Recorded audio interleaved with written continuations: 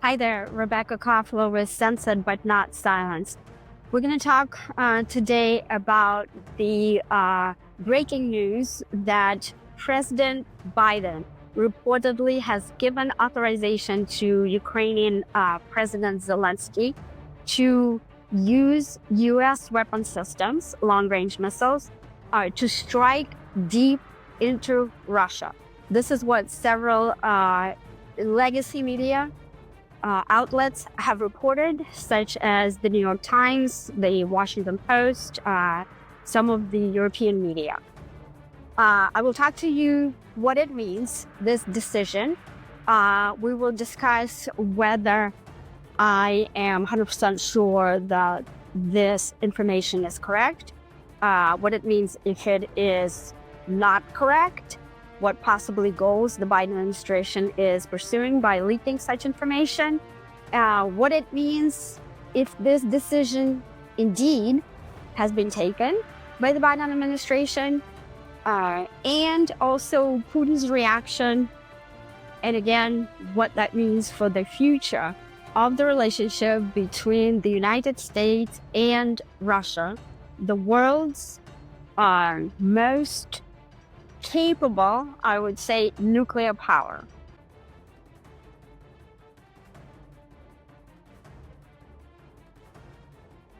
The state which holds the world's largest nuclear arsenal. So we're talking big stakes at this point.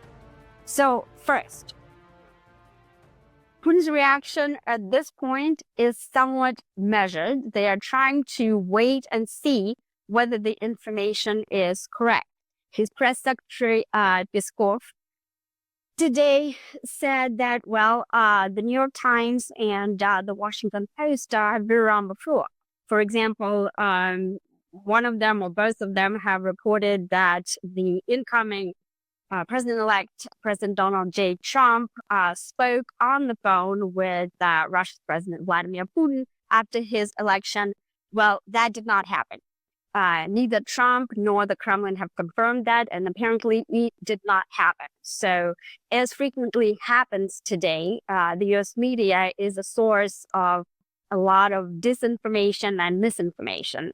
In fact, they are now reminding me of the Soviet Pravda. As some of you know, I was born and raised in Soviet Russia, and I immigrated to this country in 1999. And what happened with this country is really frightening me. And thank goodness President Trump is going to try to make America normal again.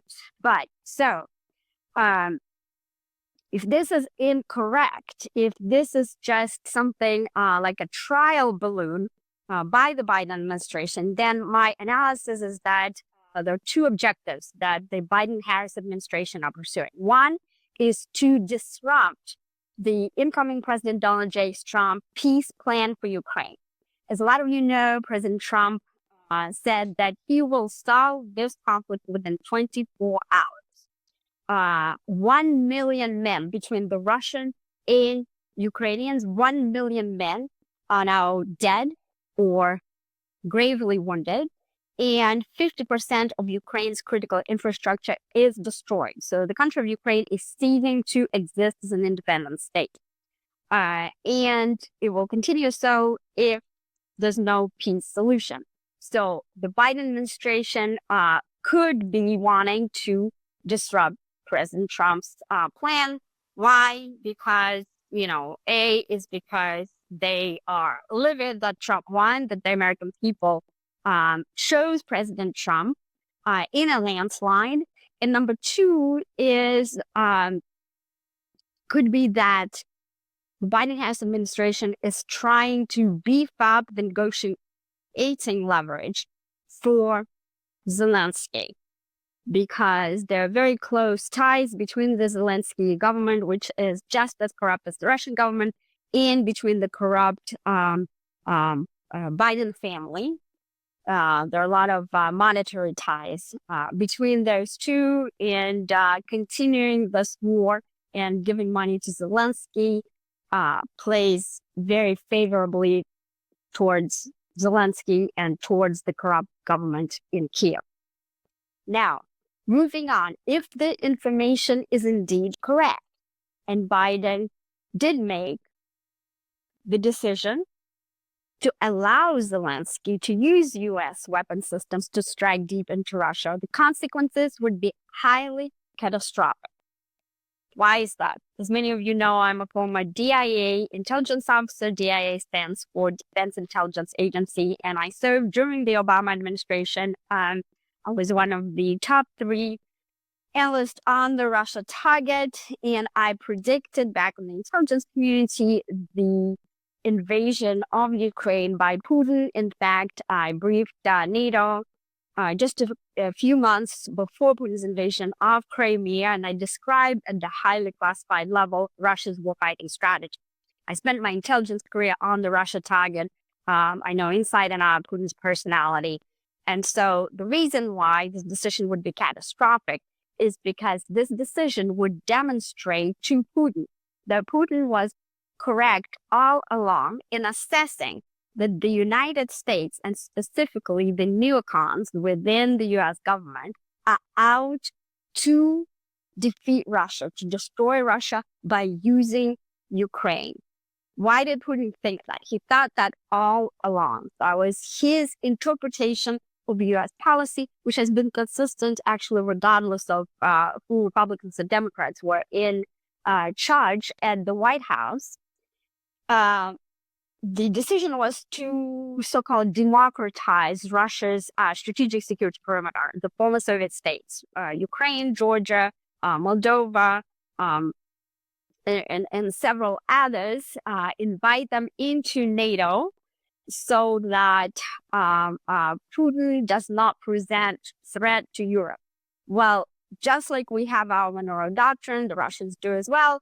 And to Putin, that meant that an adversarial alliance is now on Russia's doorstep. And the flight path, the speed of the flight path of long-range missiles is so short that it didn't allow Putin to make a quick decision to react. So he invaded Ukraine to prevent the admission of Ukraine into NATO.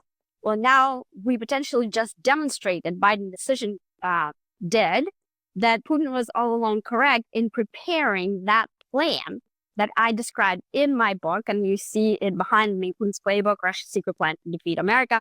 And I have it right here. It came out in 2021 and it was updated in 2022. And in March 2025, I'm having another update. The book describes the warfighting strategy of Putin that includes 5 different components. And so far, everything that I predicted in the book is coming to pass. Well, the Russians have preemptive doctrine. What does it mean? That means that, and by the way, they borrowed, the actual name is preemptive defense doctrine. They borrowed that from George W. Bush Jr., when he authorized the invasion of Afghanistan. He said that we're going to take, after the catastrophic terrorist attacks of September 11th, Bush decided that we need to bring the war to the terrorists, right? We need to invade them on their turf. Well, Putin said, okay, that's a good idea. And so he borrowed the idea and started developing all kinds of very sophisticated weapon systems. And some of them, the Russians actually outmatched us, for example, in hypersonics. And he started developing the nuclear doctrine called escalate to de-escalate in order to either deter the United States from engaging in a war such as the one in Ukraine, or failing that, if all of these weapon systems and non-kinetic capabilities intended to be used in a cyber warfare or space warfare, if they fail, then Putin has the kinetic arsenal, both of missile systems and nuclear weapons, to defeat the United States in a battlefield if there's an actually a direct kinetic war between the two, Russia and the United States. And by the way, the Russian General Staff, which is the primary authority that does long-range intelligence forecasting of threats. So the general staff has assessed that a direct kinetic war between Russia and the United States is inevitable. That is a quote, is inevitable. And they made that interpretation based on looking at our policy and look at our history of having initiated military campaign in Iraq, Afghanistan, Libya, Syria, and actually dating all the way to Yugoslavia. The Kosovo example was the very first one that made the Russians think that they are next. And all this conversation when Biden or Harris or Lindsey Graham or any one of those say things like Putin cannot remain in power, he's a war criminal, this and that, the Russians interpret that the United States is eager to conduct regime change in Russia the way that it was done with Saddam Hussein, Muammar Gaddafi, and others. So the preemptive doctrine says that the Russians are not going to wait until Ukraine is actually going to attack Russia deep in their landmass, closer to St. Petersburg and Moscow. The doctrine calls for non-kinetic strikes, beginning with non-kinetic strikes, such as cyber strike, taking down power grid, both in certainly in Ukraine, in Europe, and even in the United States. And that is to signal to the United States to stay out of it, to withdraw the decision to provide weapon systems, to not deploy forces into the theater. That is the essence of the preemptive doctrine. Now, that doesn't work as an escalation ladder that the Russians have developed that calls for attacking European and U.S. satellites, on which we're highly dependent both for every aspect of our military capabilities, our warfighting capabilities, navigation, missile warning, targeting, precision strike, everything hinges on our ability to do it via satellite. But also we depend on them in our daily lives. Every critical sector, finance, transportation, communication, healthcare is dependent on satellites. So the Russians have developed a wide-ranging capability to attack our satellites and either disrupt or destroy them depending on the target.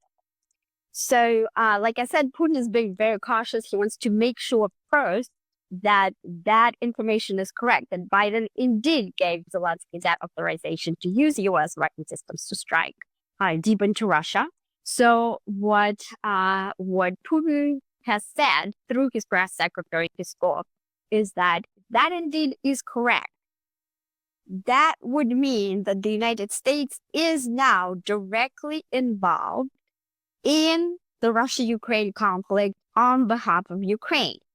Why is that? Why do the Russians made that conclusion? Well, it's very simple. As an intelligence officer, I can tell you that the weapon systems, the long-range ATACMS, or any kind of U.S. weapon systems, as I said, is highly dependent on technology on satellite. So they don't fly, to target by themselves. So the C4ISR support, which is the programming support to program the flight path of a missile, all the navigation, the flight trajectory, everything is done by the U.S. experts, either U.S. military or the contractors. And Ukrainians have no such expertise. And so what that means is that our forces are now fighting. That's the Russian, even though maybe they're not deployed in combat, maybe they're not in hand-to-hand combat, but from the Russian standpoint, they are now fighting by providing that programming support on behalf of Ukraine. And that just provides the justification for Putin to use his military doctrine to engage in a direct, to respond, to basically retaliate against the United States. And that is why it is catastrophic. It would have catastrophic consequences. Why is that? It's because of the disparity in combat capability between the United States and Russia. Russia holds advantage in nuclear. We hold advantage in conventional weapon systems. In general, some weapon systems, they are ahead of us. They have superior air defense. But overall, the United States and NATO has conventional superiority. So the Russians rely on nuclear to defeat their adversary, a top adversary that is the United States. And so that allows Putin that, and he just updated his military doctrine specifically for that purpose, because he was predicting where this is going. Our support to Ukraine, because the scope and scale of weaponry that we have provided has expanded from blankets and MREs to all the way to strategic weapons. So Putin will cross nuclear threshold if he feels that Russia is at a major, is gravely threatened by this war, and they feel threatened because we are conventionally superior, and they convince themselves that based on what they're watching, that we are out to use Ukraine to defeat them. So that is what's coming. Back in the intelligence community, we conducted dozens and dozens of war games, and every single war game, the red won and the blue lost, the red being Russia. And now Russia has aligned itself with countries like North Korea, Iran, China. And so if there's indeed a direct kinetic war between the United States and Russia, it's going to be a World War III. This is why various pundits are predicting World War III. And Don Jr. just tweeted out that Biden's decision has a consequence potentially of getting us into World War III. It's because it's not going to stay at Russia-US. It's going to expand, with all the other countries joining Russia, and NATO possibly will join us. So, as I said, every single war game, the blue prevailed for various reasons. We can discuss it on my next context. Okay, so these are the high stakes of Biden's decision. If indeed he made this decision, we are on a direct path to a kinetic war that will highly likely turn into nuclear war with Russia, and it's because of the actions of the president, who is, for all intents and purposes, incapacitated, right? He's just there. So that possibly is the reason why he made that decision. So there's going to be no winner and no loser. So I want everybody to be aware of that. And everybody knew that. The entire national security apparatus knew, because they've been briefed on the intelligence where this is leading. And they're doing it anyway, right before President Trump is ready to assume power and to settle all these various conflicts for peace. So the neocons don't want that, and certainly the Democrats don't want. They don't want peace for various reasons, because war is a profitable machine. Okay, so at this point, I'm going to say goodbye. Rebecca Coppola, censored but not silenced. Follow me on various social media at Rebecca0132. I'll catch you later.